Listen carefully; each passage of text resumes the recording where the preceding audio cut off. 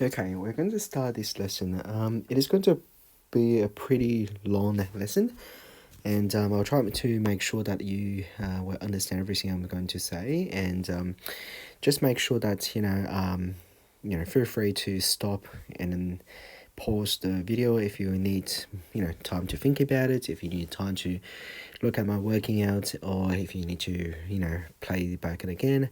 Just make sure that you understand every single thing I'm saying in this video here. It is going to be a pretty difficult exercise to talk about. So it's exercise 60, horizontal resistant motion in the mechanics topic.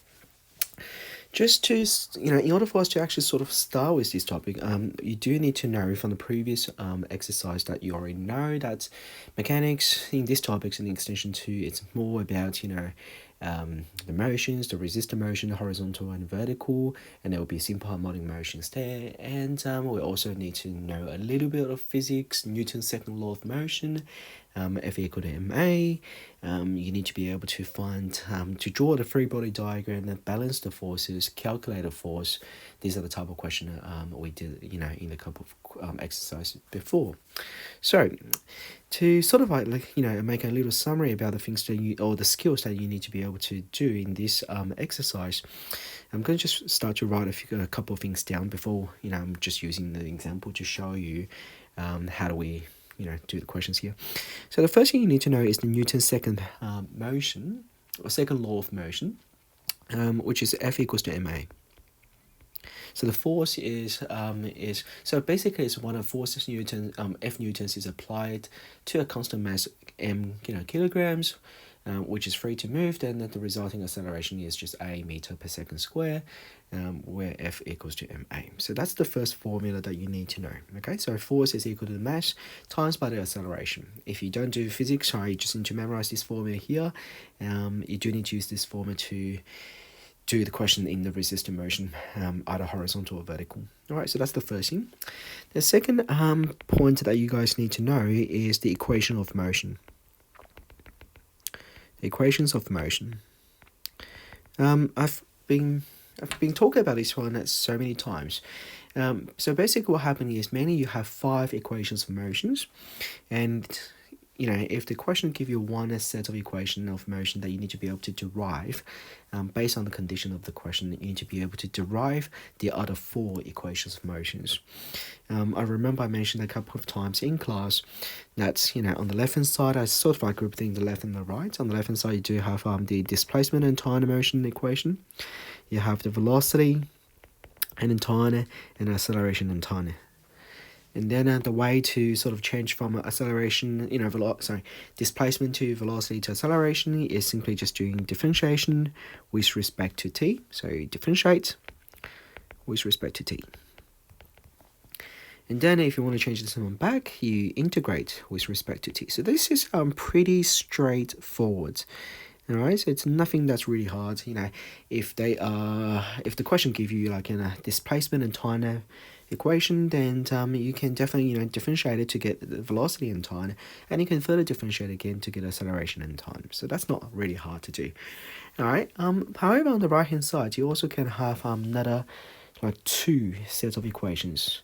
The first one is the velocity and displacement function, and the second one is the acceleration and acceleration and displacement function. There's also another one which is the acceleration and the velocity function. We'll talk about this one later. For the things on the right hand side, it's not that easy just to change from velocity and displacement to acceleration displacement function here. Seems because it's in terms of x. And then when we're talking about the rate of change question, it's always in terms of the time. So whenever something is changing with respect to time, then we can simply differentiate with respect to time. So therefore, we can't just simply differentiate the velocity displacement function to the acceleration displacement function. All right, and vice versa. We can't just integrate it. So we need to use another additional formula to help us to integrate and differentiate it. Okay, so that's something we have done before, and we've already been talking about it before. I hope that you also remember. There's a couple of formulas that, A is equal to V dV over dx. Okay, acceleration is equal to V times by dV over dx. So that helps you to actually, either integrate or differentiate from the velocity function, velocity and displacement to acceleration displacement function. There's another one which is acceleration is equal to d over dx half v squared. So these are the two formula that you do need to know in order for you to interchange between these two functions around. Again, I'll talk about this one a bit later. You can also use one of this formula here to deal with the acceleration and velocity function. Okay, all right. Then the next thing you need to know is you also need to know how to change from the right-hand side formula to the left-hand side. Okay, so that's also pretty important as well. The bridge is actually here, the velocity and displacement to the displacement and time. So what you're doing here is the steps will be if you need to change the velocity function in terms of dx over dt. All right, and then you integrate it. So that's the the way you deal with it. We can talk about this a bit later once we actually start with the question, but you should have the note from the class, and this is just a little recap. All right, and if you wanted to go from the left to right, so for example, if you do want to get a Vx equation or function, you can combine these two as a parametric functions here, and that's how you get a Cartesian equation once you remove the t. Same thing applied, you can combine the xt and the at functions here, join together, remove the t, so you can get an 8x function. All right, so that's an equation of motion. Pretty important. And you need to just identify which format they give it to you, and what sort of requirement the question asks you to do, what conditions of the question they give it to you, and then which equation you need, and how are you going to go from one equation to another. So this is the type. Okay. All right, so back to what we are going to do today, the horizontal resistor motion. So if you think about a horizontal resistor motion,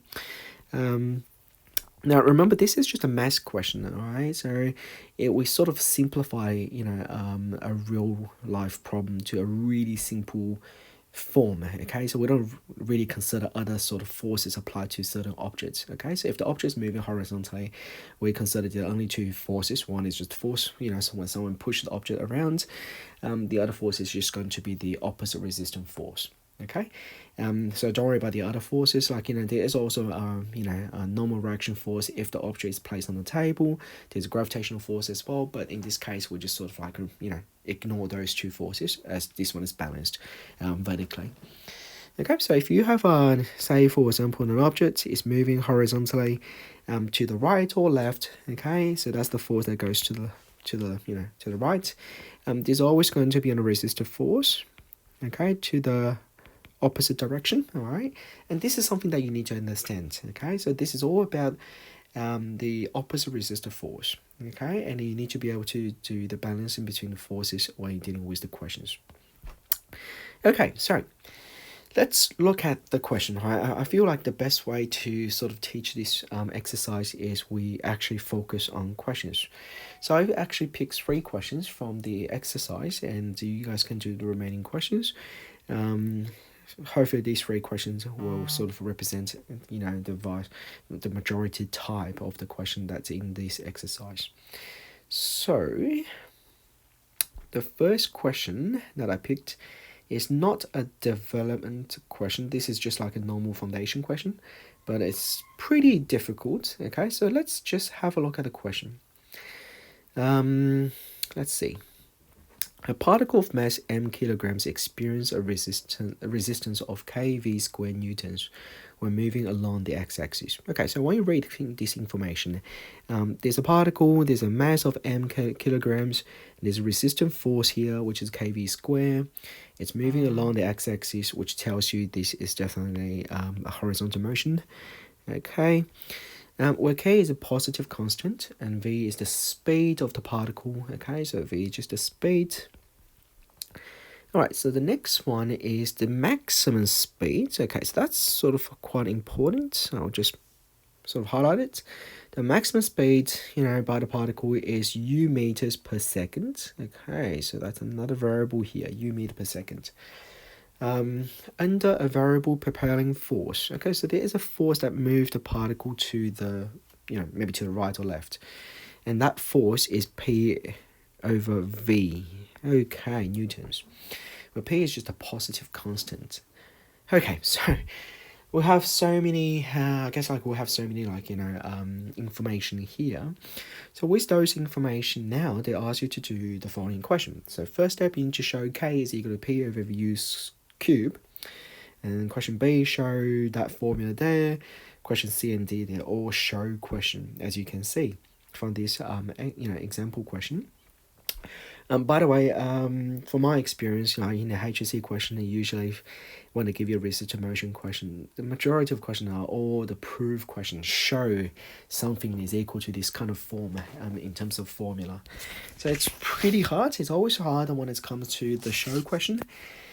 All right, so now back to this.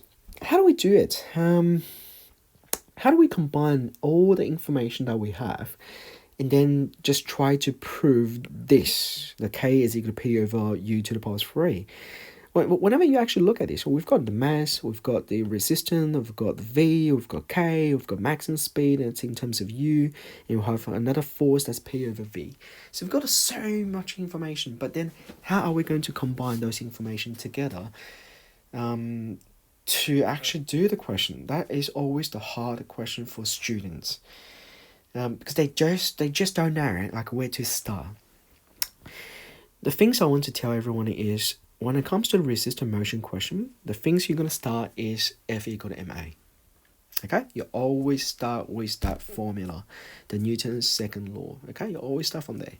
You can always start with this formula. Just write this formula down first. Okay, so write it down. You know that force is equal to ma. You can also draw a diagram if you want. Alright, so there is a particle, an object that's moving towards that direction here. There is a force, okay, going this way. There is a resistant force going that way there. So the propelling force is, you can also label it, alright, so that is equal to P over, sorry, I'm just using a different color. There's a force, there's a resistance. Okay, so the force that goes to the right. So if you think about, if you don't do physics, that's okay. Just think about, okay, there's a force that goes to the right. There is a force that goes to the left. All right, against the force that goes to the right. All right, just because the friction. Okay, all right. So the propelling force is equal to P over V Newton. That's what from the question. All right, P over V. That's from here. That's the propelling force. The resistant force here is kV square newtons. Okay, kV square newtons. So we just put there. All right, so that's the resistance. So it's kV square newtons. All right, so one force goes to the left, the other force goes to the right. Okay, so once we know this information, then we know that the resultant force. All right, remember there's always an overall force. If the particle is actually moving to the right, that means the force here must be greater than the resistant force. Think about it. If the force that goes to the right is bigger than the force that goes to the left, then overall the particle is still going to move to the right. If the force that goes to the right is less than the force that goes to the left, then the particle is moving to the left. All right, so this is like a very simple sort of primary school, which one's larger, which one's smaller, you're comparing the size. Okay, so that should be quite okay for everyone to understand, even if you don't do physics. Now, the resultant force, all right, so we can treat this as like F equal to ma is the resultant force. Okay, so overall, the force that goes to the right, okay, is ma. And that force is going to the right. And that force is equal to the force that goes to the right, which is P over V. Okay, P over V, minus the force that goes to the left, all right, because it's the opposite direction, think about it, all right, it's opposite direction, so we're going to use a negative force here, which is minus kV squared. So here comes the formula, which is extremely important. That is the first formula that you form, all right, when you solve this resistant motion question. Very first formula. And as you can see, this formula comes from here. F equal to ma. All right, so the resultant force, or the overall force that goes to the right, is the force that goes to the right minus the little force that goes to the left to against it. Okay, Hope you understand from here. All right, so once this is done, you have developed a force, all right, a force equation. Once you have that equation, you can do a lot of things with that equations now. All right, so the next step you do is you divide everything by m, so that gives you p over a over p over mv minus kv squared over m. Okay, to combine these two together, that should be quite easy as well. So p minus kv to the power 3 over mv, that's the acceleration. All right, extremely important. All right, now we have a formula that we can use to solve further questions there. All right, so what does question ask us to do? Show that k is equal to p over u to the power 3. Okay, now when you look at this, where is the u? Where did the u come from? Where's the u from the question? U is the maximum speed, okay? U is the maximum speed. So if you think about maximum speed is equal to U. Now, maximum speed is when the acceleration is equal to 0, all right? Okay, think about this. Whenever you don't have any more acceleration, so that means the speed reaches, the maximum. Okay, if you find this is really hard to understand this, all right, then think about there's another way you can understand it. So it's like speed or the velocity. If you differentiate it, if you differentiate the speed, that gives you the acceleration. All right, so it's like this is the original function. Okay, and that is the first derivative.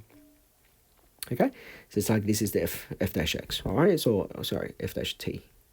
Okay, first derivative. If the first derivative is equal to 0, or acceleration is equal to 0, you're sort of finding the turning point, okay, if you think of it that way. So maximum speed occurs when the acceleration is equal to 0. So that's something that you need to understand, all right? Very, very important. So from here, okay, you all already have acceleration and speed, okay? Acceleration and speed. So then what you have to do is all right? You substitute acceleration equal to 0 when the speed is equal to u. Since the question says the maximum speed is equal to u. Alright, so if you substitute this one inside, p minus k u to the power 3 over mu, then the next step is you can just times the denominator over, make a numerator equal to 0. Alright, p minus ku to the power 3 is equal to 0. U to the power 3 is p over we're finding the k, so k is equal to p over u to the power 3. So we proved, okay, that is the formula. So it's actually pretty easy to prove from here. All right, so first question, not so hard to do, okay, but then the problem is if you don't know this diagram, if you don't know this formula, if you can't find any connections between those diagram and formula here, then there is no way you can do it. Okay, so I guess whenever you see a resistant motion question, so if you see the word resistance, then the first step is if you think about the F equal to ma formula, you think about the diagram. Okay, draw a diagram. All right, now comes to question B. Show that dv over dx is equal to p over m bracket, okay, 1 over v squared minus v over u, to the power 3. Okay, so how do we show that? dv over dx. All right, now have a look at dv over dx. That is not a, okay? That's not acceleration because acceleration is equal to dv over dt. So please remember that, okay? That is not a. But then dv over dx, I've seen that dv over dx somewhere before, right? I hope you still remember that as well. Acceleration, there's another formula, do you remember from the previous one I mentioned that? Okay, that is where the dv over dx coming from. All right, so acceleration is v times by dv over dx. All right, so if you remember that formula, we should be able to do this question. All right, should be able to do it without a very difficult, shouldn't be very hard to do. We can start from here. We have acceleration and velocity. And on the right hand side, we do have velocity, which is great. There's a u here as well, so we can think about where the u comes from later. All right, so let's start. I'll probably just go through the next page. I'll just copy this one. All right, again, I'm sorry it's going to be a very long lesson. Just feel free to stop any time that you feel like it's too hard for you, and you can come back later at any time. It is going to be really long. Okay, so now let's start with this. Question B. Acceleration is P minus kv to the power 3 over mv. All right. Let's have a look at what the question asks us to prove. So I'm just going to copy this one down. dv over dx is equal to p over m 1 over v to the power of 2 minus v over u cubed. V minus u to the power 3. Okay, so this is what we need to prove. Okay, so at the end, we need to prove all of those. All right, so let me just change that. That's v square. Is that a v square? Yes. And that's v. Sorry. Okay, all right. So let's start with this. All right, so the first step you do is change the a into v dv over dx. All right, and then that gives you p minus kv to the power 3 over mv. So it's pretty easy. All right, it's actually pretty easy. So once you finish that, then you just simply divide everything by v. All right, so that gives you dv over dx is equal to p minus kv to the power 3 over mv square. Okay, mv square. All right, then what should I do with this one here?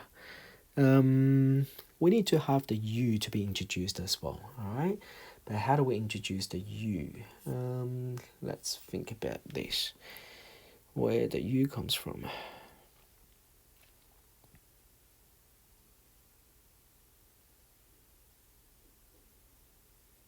It's very strange, okay? Where the u comes from if you start with this. Maybe this is not the right way of doing it. Okay. Okay, I'll try again. I'll try a different way to do this question then.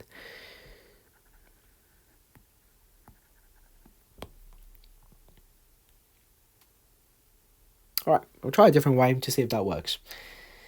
Unfortunately, that's not the right way of doing the question. I don't think so, because we need to introduce the u here as well. Alright, so in this case, okay, the second option is, instead of letting a equals to v dv over dx, we change a into dv over dt. Alright, we'll do that. So dv over dt is equal to p minus kv to the power 3 over mv. All right, we'll do that. Once we have this, what is the k? Do we have a k on this side? We don't have k on this side. All right, so in that case, from the previous question, we know k is p over u to the power 3. That's where u comes from. All right, so if you substitute this k into here, you are going to get dv over dt is p minus p over u to the power 3 v to the power 3 over mv. If we simplify these times both the top and the bottom by u to the power 3, we get p minus p v to the power 3 over mu to the power 3 v. Okay, and that's dv over dt. All right, so once we have dv over dt, then we need to think about how do we get to dv over dx. Okay, oh, by the way, dv over dt is equal to a, and a is equal to v dv over dx. So I am correct before. Okay, all right, anyway, all right. So I was correct before. I was I doubted myself. All right, anyway, so that gives you v dv over dx is equal to p minus pv to the power 3 over mu to the power 3v. I think I was a bit, I stuck because I don't know where the u comes from on this side. So it's sort of like I feel like this is not the right way of doing it. But then I realized it is correct. Okay, so there is no point of writing dv over dt here. So you can just change that into v dv over dx straight away. Right, anyway, let's move on. So dv over dx. Now you can divide both sides by v. So to get rid of the v here, that gives you, if you divide it by v, that will give you, what is that? Okay, p minus PV to the power 3 and over mu to the power 3 V square. Whew, all right. What should I do now? Okay, if I factorize, if I just change that into two fractions, break down into two fractions, that should work. And then factorize P over M outside, that gives you, should I do that?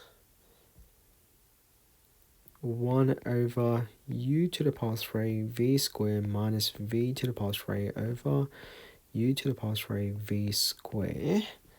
Okay, so that's what I am getting. Is that the answer?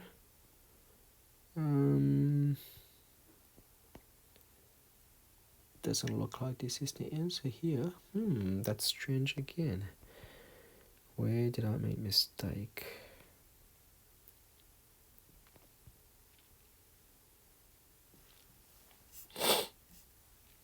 Probably made some stupid mistake somewhere. Oh yes.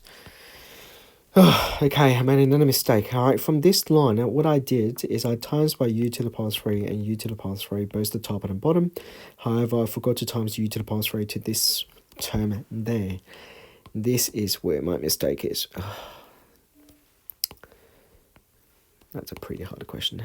All right.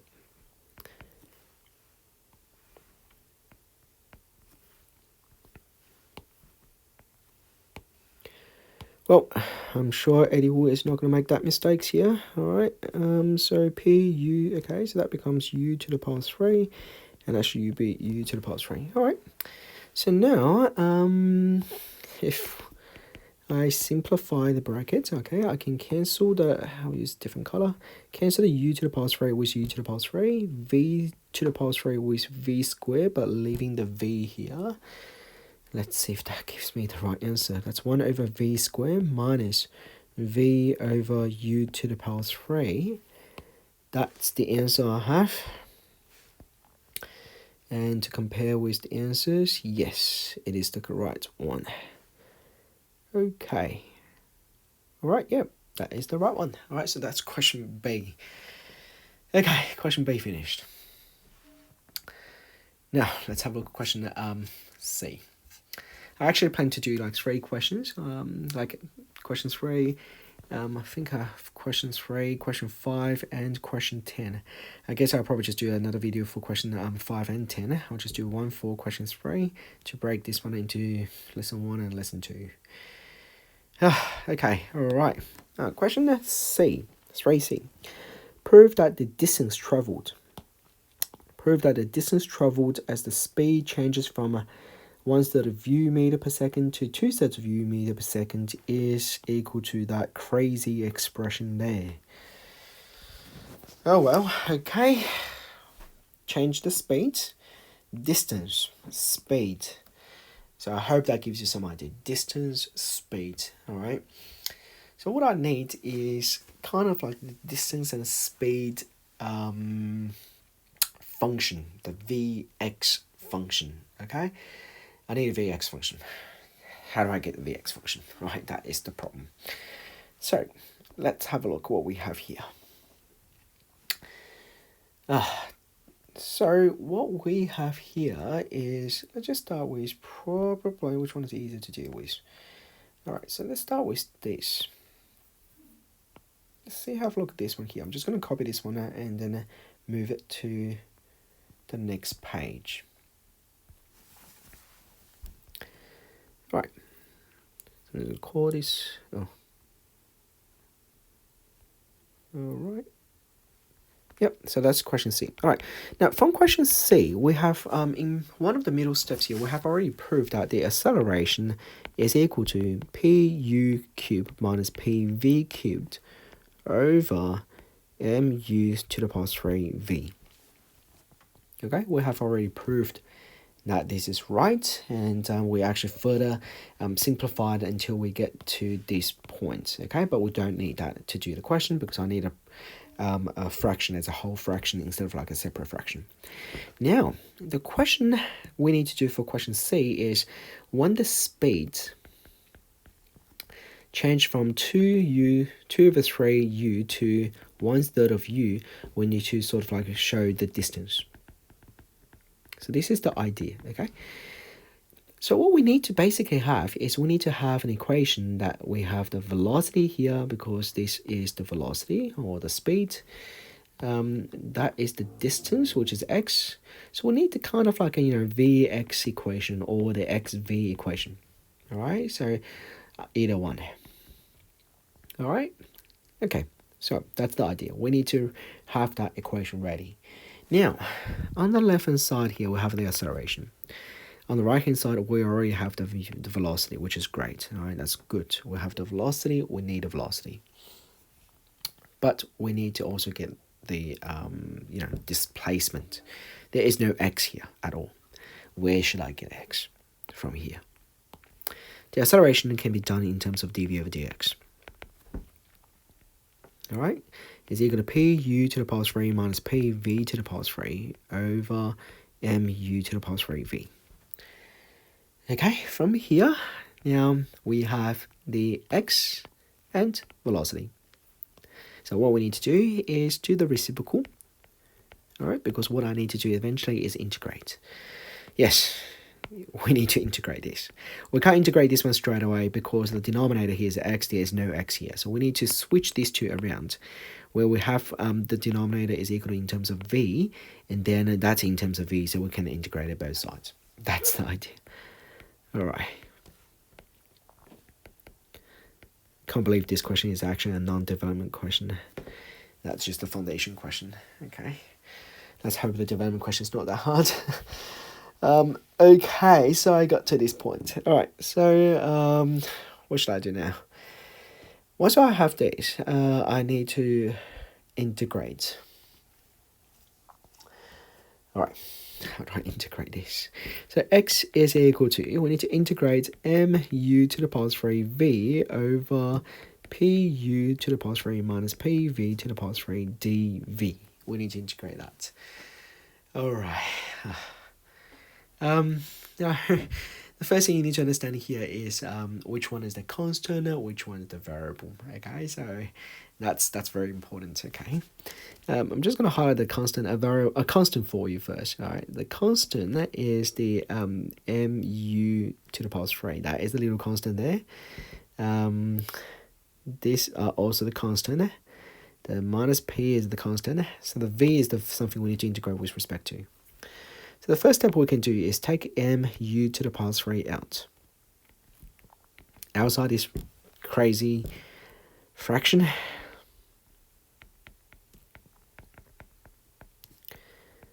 Okay. All right. Did I miss something, or is that right? Let's have a look one more time. Yeah, I just need to make sure that everything is correct. Yes, I think I missed a square. That's a square here, that's why. Okay, should have a square. All right, okay, so that's cool. All right, that's better. Now, the reason I'm checking is because I realized, if there's no square, it's almost impossible to integrate it, and then I feel like it's not right. But with the square here, you can use the logarithm integration to deal with it. Okay, all right. Let's start again. All right, so we need to differentiate the bottom. I'm just going to do it step by step. The derivative at the bottom, I'm going to write in red, is minus 1 on 3. Oh, what I'm doing here is minus 3pv to the power 3. Okay, so once we know that, I need to use the reverse chain rule. Let's include minus 3p. That's a square. Don't know what I'm doing. That's v square over pu3 minus pv to the power 3 dv. Since I add this minus 3p there, I need to divide it by negative 3p. That's what I'm doing. Alright, so now you can integrate it. Minus mu to the power 3 over 3p ln absolute value pu to the power 3 minus pv to the power 3 plus c. All right, okay. Do I need absolute value? We know that since u is greater than v, okay, because u is the maximum speed, so therefore it's always going to be greater than v, so therefore the pu to the power 3 minus pv to the power 3 is always greater than 0. So in that case, we don't need absolute value, okay, it's always positive.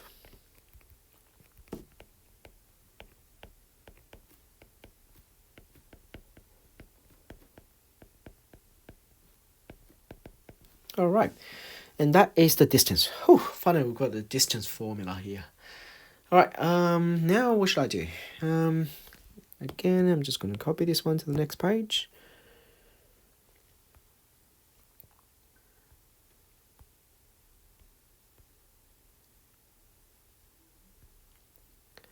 All right, so the next step we'll need to do here is we need to sort of find a distance, right? What is the distance when the speed is equal to 2 on 3u? And what is the change in distance when the speed is from here to goes to that? So basically what we need to do is substitute the speed here, substitute the speed into that, into the x, and then we find the difference. All right, so we are going to sub the v is equal to 2 over 3u, and v equals to 1 on 3u into the above equation, and we find the difference between these two. So that's how we find the distance traveled when the speed changes. So therefore the distance traveled, all right, is equal to minus mu to the power 3 over 3p minus p.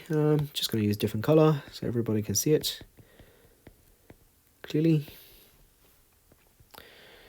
To be honest, I don't want to do this anymore.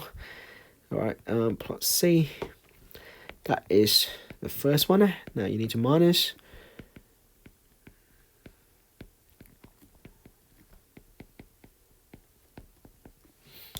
Okay, we'll substitute the second one.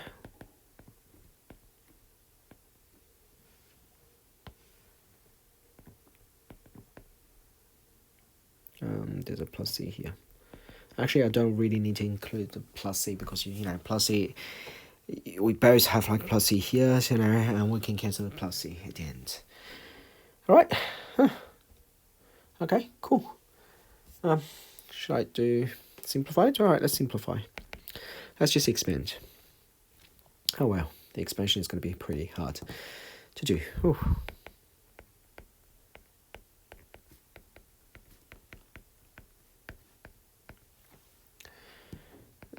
That's 8 over 27, u to the power 3, plus c. Now, this 2 becomes a plus.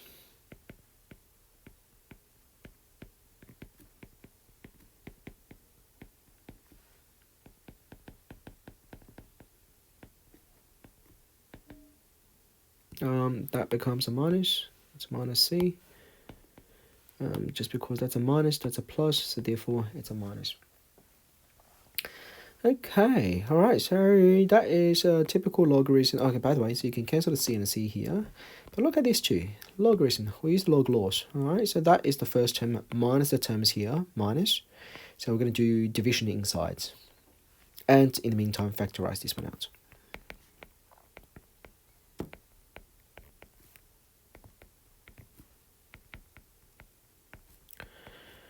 Oh, that's pretty crazy. Over.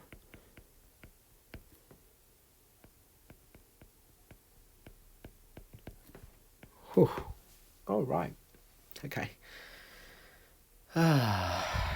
Let's continue. All right, so inside of fractions here, I can take the pu to the power 3, factorize it. That gives you 1 minus 1 over 27 over 1 minus... no, I need to take the pu to the power 3 as well. 1 minus 8 over 27. Now you can cancel the pu to the power 3 with the pu to the power 3.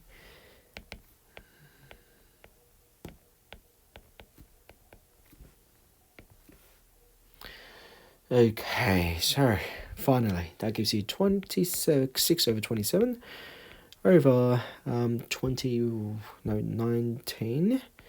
over 27. So at the end, we can simplify this, and I really hope we get the right answer. ln 26 over 19. Okay, so that's the answer I have. All right, I'm just going to check with the previous pages, okay, the answers, to see if that's correct.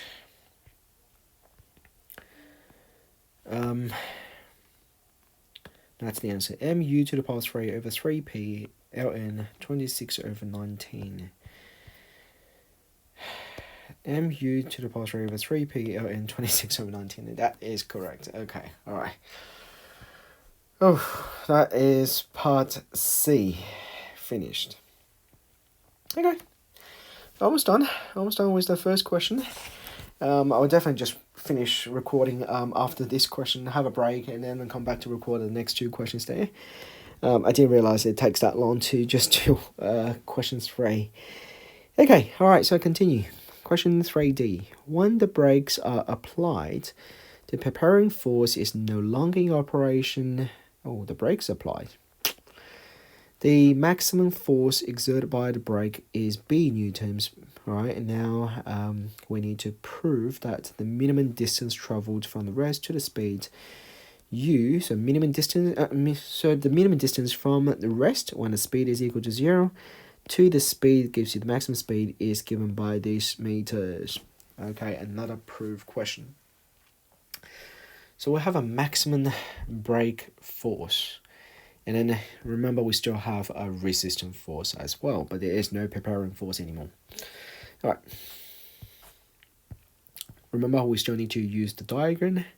So let me just redraw the diagram for you and see what happened this time. Question D. We've got objects.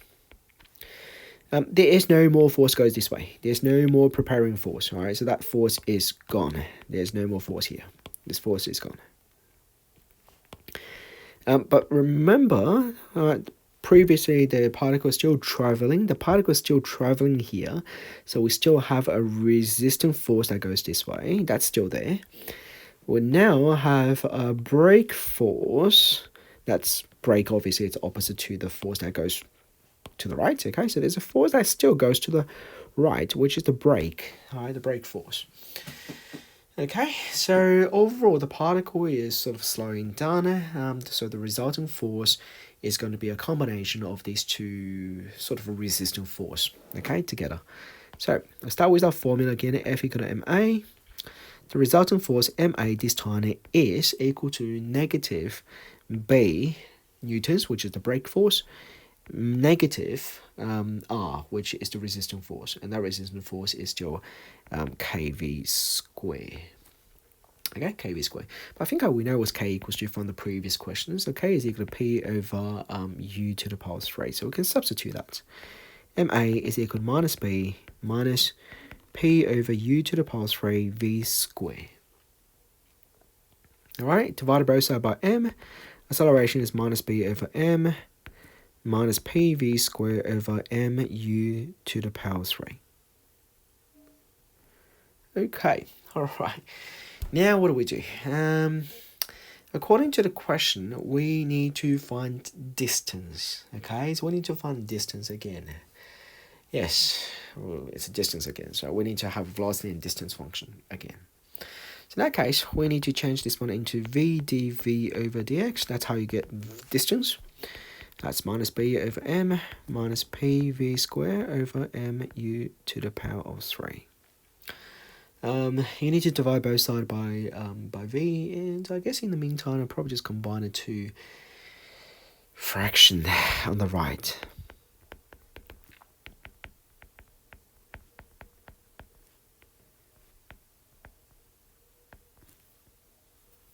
So v dv over dx is equal to minus b u to the power 3 minus pv square over mvu to the power 3.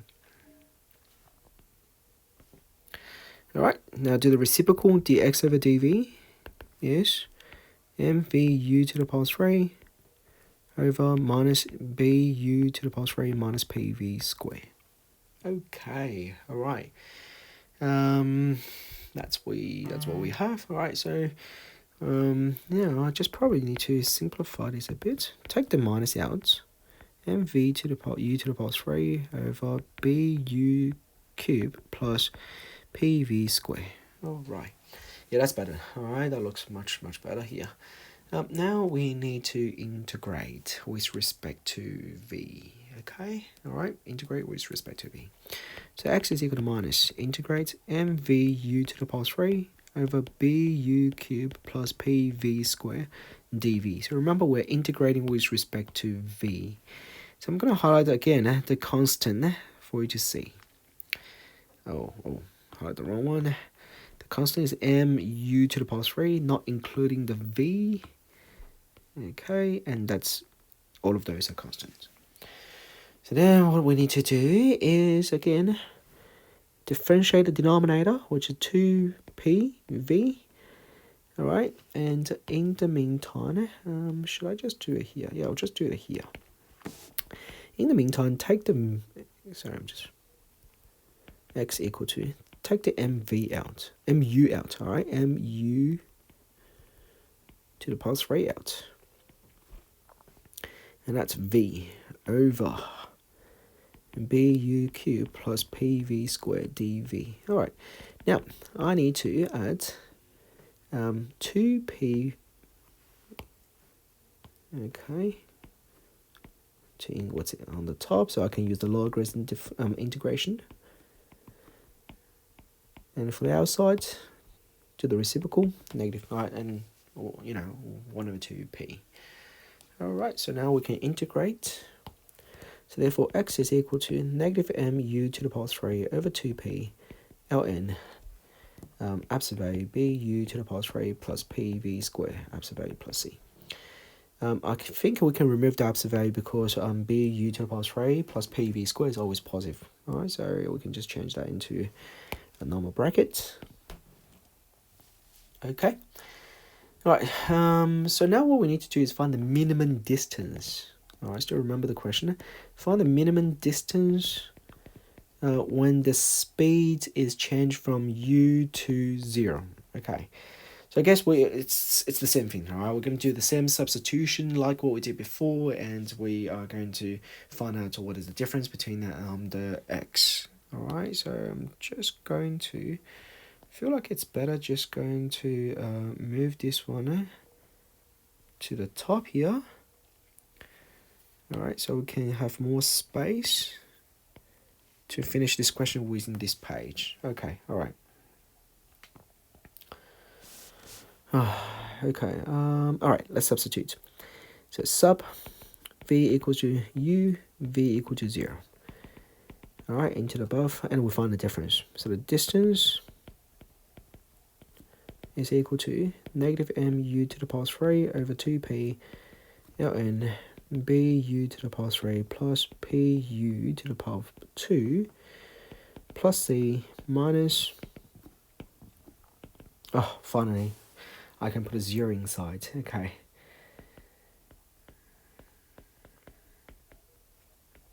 bu to the power 3 plus c. Okay.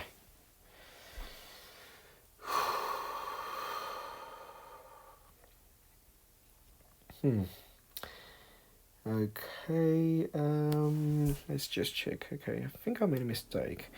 It's it's the other way around. All right, it seems because that's the starting velocity, speed, and then this is end speed. All right, we need to find distance in between, so we need to actually substitute this one first, minus when you substitute v equal to u. So in that case, I'm just going to put this minus, and that's a plus. Okay. All right, I'm going to, let's just do that. Okay, so minus mu to the power 3 over 2p, and bu to the power 3 plus c. I'm just expanding the brackets now. Plus mu to the power 3, 2p, ln that is minus c. Yep, so the c cancels out. Alright, so we're going to do the same thing. Alright, use the log rules. So I hope this time is a bit easier now, and I hope this is the right answer. Alright, okay. Let me just check what's the answer that we're required to see. Okay, so we need this one to be 1, and that's mu to the power 3 over 2p. Pretty sure this is right. Okay, 1 plus p over bu. We need 1 plus... Okay, yes, we got it. So that becomes mu to the power 3 over 2p ln. These two becomes 1. 1 plus pu squared over bu to the power 3. So at the end, you can cancel the u inside ln. That becomes p over bu. Done. Okay. Alright.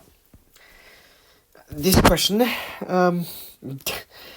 definitely shouldn't be in the development section. Okay, question 3. I picked this question just random. I thought this is an easy question to start with.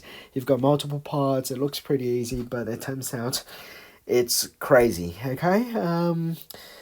But even this is crazy. But this is the extension 2 level of mechanics. Question. As I said earlier, please, if you don't understand, okay, watch the video, several times. Pause the video if you need to. Come back to it if you find it so boring. But please, you need to know how to change the equation around. I will have a break and then I will record the other 2 questions. All right, for the second part of this lesson. And that would be question 5. Looks easy, I think. And question 10. Okay, thanks for watching.